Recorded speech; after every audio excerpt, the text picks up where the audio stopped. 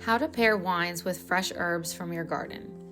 There's something magical about stepping outside, snipping a few sprigs of fresh herbs from your garden, and transforming a simple dish into something extraordinary.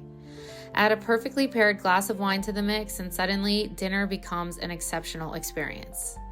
As someone who both loves wine and gardening, I couldn't resist experimenting with how the two worlds collide. Fresh herbs bring so much vibrancy and personality to dishes, and when you find a wine that complements those flavors, mwah, chef's kiss. In this post, I'll share my favorite herb and wine pairings, a few tips for growing culinary herbs, and some stories about pairings that were so good they had me doing a little happy dance in the kitchen. Why pairing herbs and wine works so well. Fresh herbs are like a secret weapon in cooking. They elevate flavors, add complexity, and make you feel like a pro, even if you're just throwing together a weeknight dinner.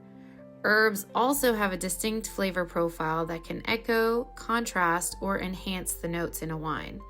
Think about it. The grassy, citrusy bite of basil loves the zipping acidity of Sauvignon Blanc, while the earthy, piney aroma of rosemary practically begs for a bold, structured Syrah. When you get it right, the harmony between the herbs and the wine is pure magic. Perfect pairings, herb and wine matchups. Here are some of my favorite pairings, complete with herb growing tips and dish ideas to inspire your next meal. Number 1, basil and Sauvignon Blanc. Basil is bright, slightly peppery, and utterly fresh, making it a perfect match for the high acidity and citrusy notes of Sauvignon Blanc. A good dish idea: basil pesto over pasta or a caprese salad with fresh mozzarella and tomatoes. The wine cuts through the richness of the cheese and brings out the herb zestiness. Growing tip: basil loves warmth and sunlight. Keep it in a sunny pot and don't let the soil dry out completely. Harvest regularly to keep it from flowering. It'll stay bushy and productive much longer that way. Number 2, rosemary and Syrah. Rosemary's earthy, pine-like flavor can be intense, which is why it pairs so beautifully with a bold red wine like Syrah. The wine's dark fruit and peppery spice balance rosemary's robust profile. Dish idea: rosemary crusted lamb chops or roasted potatoes with garlic and rosemary. The Syrah enhances the dish's savory, earthy flavors without overpowering them. Growing tip: rosemary thrives in a well-drained soil and doesn't need much water. It's a perennial, so it'll keep coming back year after year, and a bonus is that it smells amazing every time you brush against it.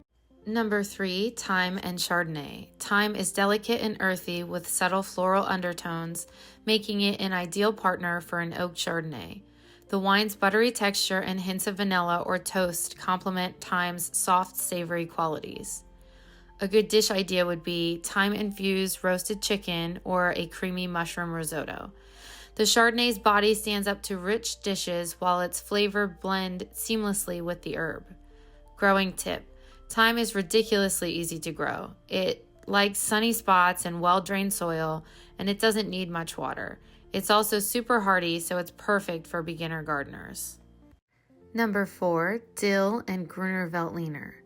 Dill has a fresh, slightly tangy flavor that pairs beautifully with the crisp herbal notes of Gruner Veltliner.